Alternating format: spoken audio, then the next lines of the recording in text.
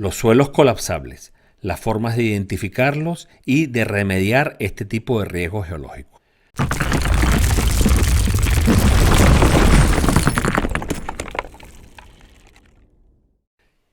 Vamos entonces a hablar un poquito de los suelos colapsables.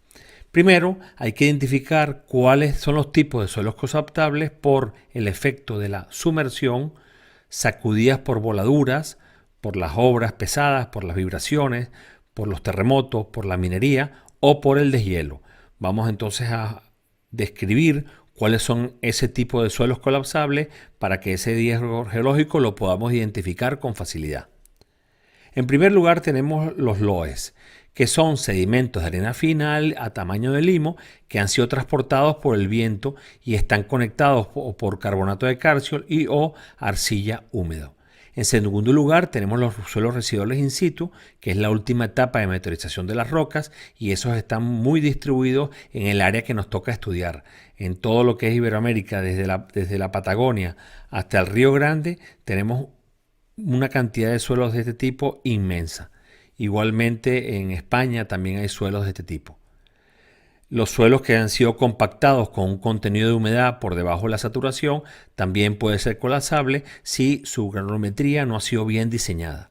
E igualmente los suelos que han sido previamente congelados, cuando se descongelan, cambian de volumen radicalmente, tomando en cuenta de que el hielo tiene un 9% más de volumen que el agua líquida.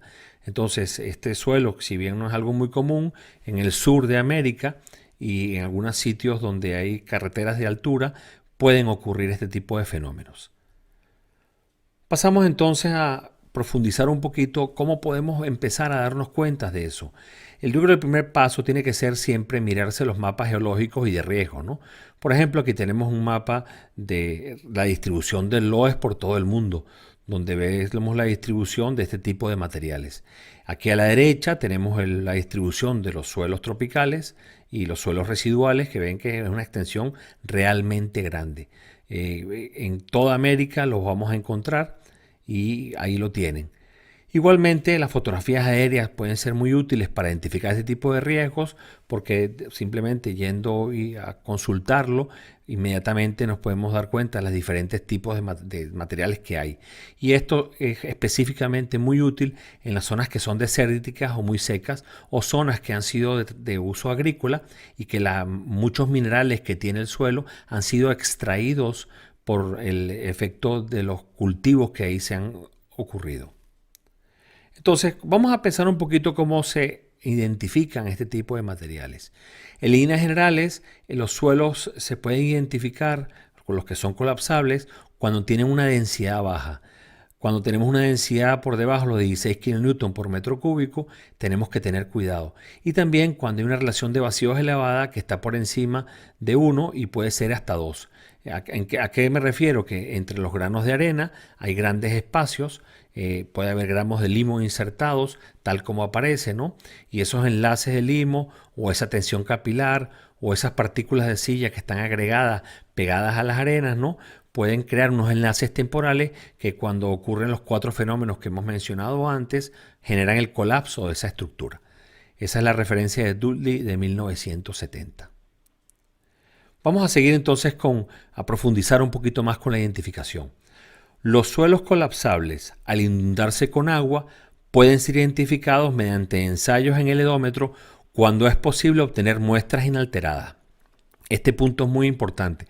Las muestras deben estar inalteradas y deben ser tratadas con una exquisitez tremenda, porque si no, la estructura que está ahí en la toma de la muestra, imagínense si la hemos tomado un SPT o la hemos tomado con un mecanismo que no sea adecuado, ha sido mal transportada, se va a perder esa estructura y no vamos a detectar eso en el laboratorio. Entonces, para esto, para poder usar el edómetro de una forma eficiente, tenemos que obtener muestras que sean inalteradas y tratarlas de forma exquisita en todo el proceso.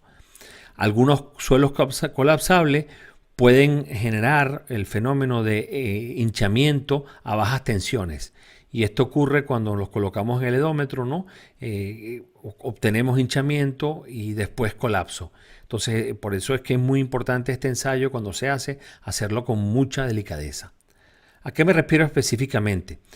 Cuando el potencial de colapso es medido en el edómetro, hay que tomar en cuenta que los suelos parcialmente saturados pueden absorber el agua que está en las piedras porosas y eso hace que colapsen rápidamente de tal forma que el hinchamiento inicial o la colapsabilidad no se va a registrar bien. Y si el espesor de la muestra no se mide desde el inicio del ensayo, esto no funciona.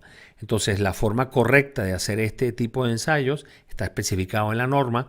Hay que empezar a medir la deformación desde el principio del ensayo. O sea, no hay que descuidarse, porque de una forma muy rápida la piedra porosa le puede dar agua al suelo y hace que colapse o tenga este comportamiento de un ligero hinchamiento al inicio del ensayo.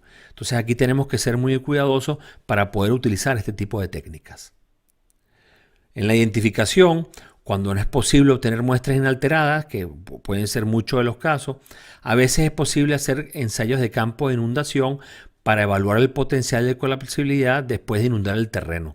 Esto se hace mucho en la práctica, en las zonas desérticas es donde ocurre esto, o zonas que han sido utilizadas como zonas de cultivos agrícolas y muchos de los minerales que estaban en el suelo han sido perdidos. Igualmente las zonas que han sido transportadas con el aire, nos encontramos este tipo de problemas. Entonces esto no es muy complicado porque consiste en hacer un cajón, colocar un elemento que nos pueda permitir la deformación y inundar ese suelo para ver si se observa una colapsabilidad.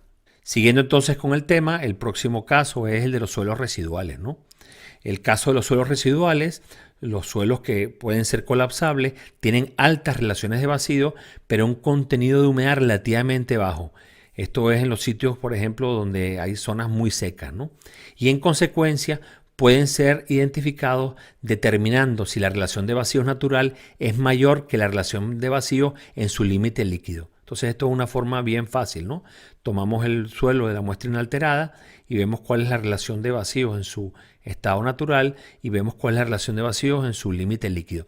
Si hay una gran diferencia entre estos dos, ese suelo potencialmente sea colapsable. Esto indica que cuando esto ocurre, que el suelo es susceptible a cambios de estructura cuando colapsa.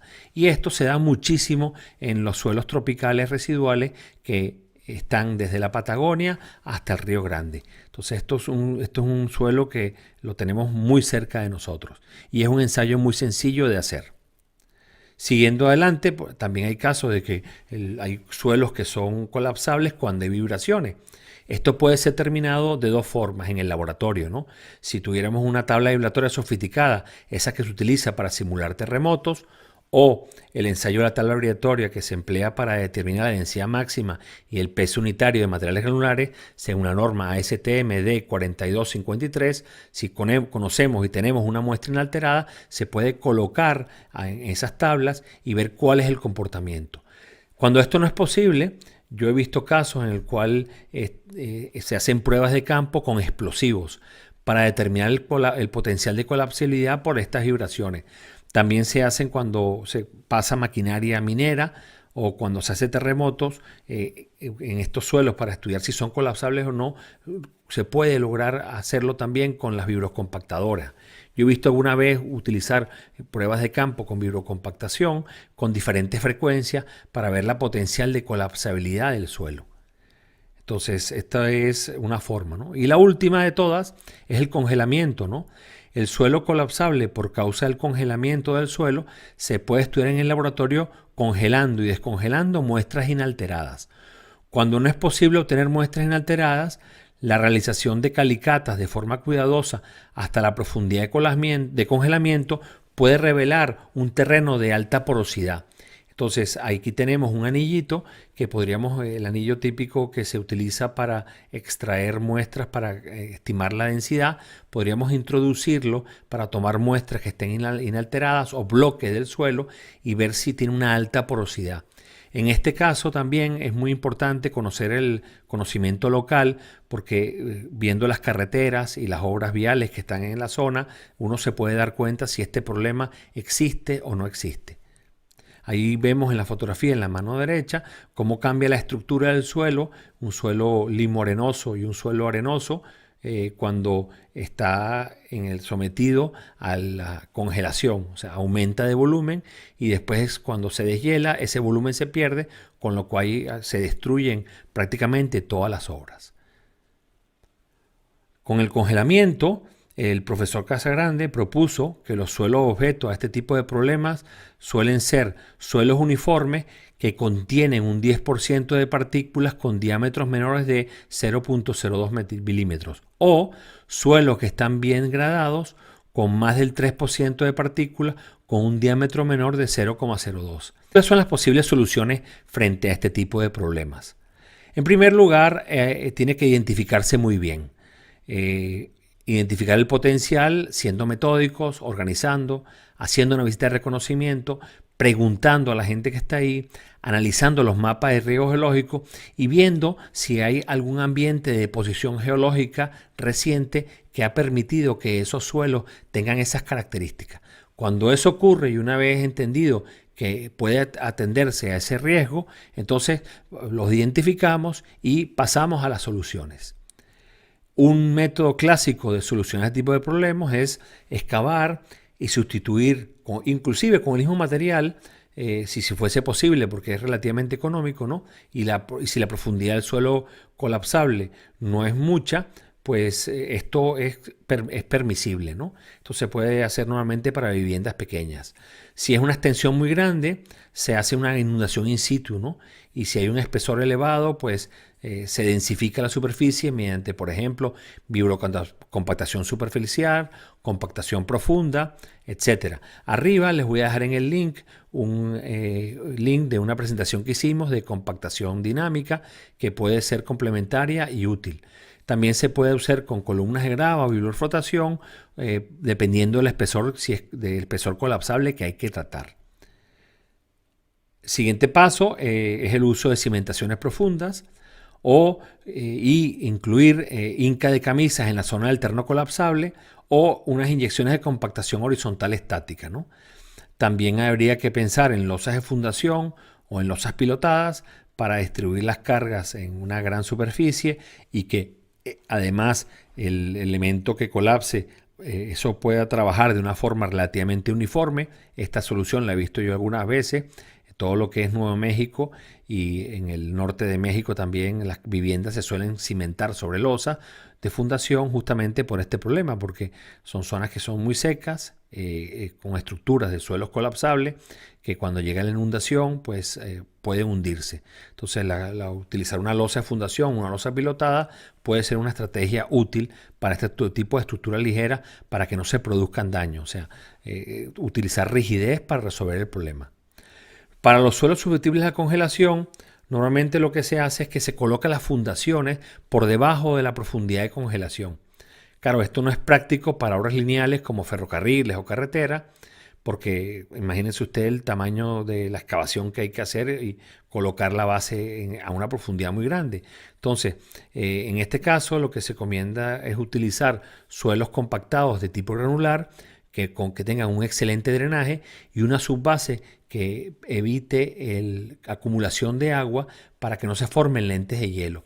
Esto se hace colocando sobre ese suelo grandes espesores de estos materiales y muchas veces con geosintéticos que separan un elemento del otro.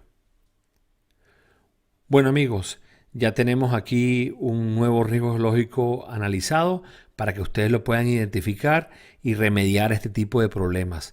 Muchísimas gracias por su atención y hasta pronto amigos.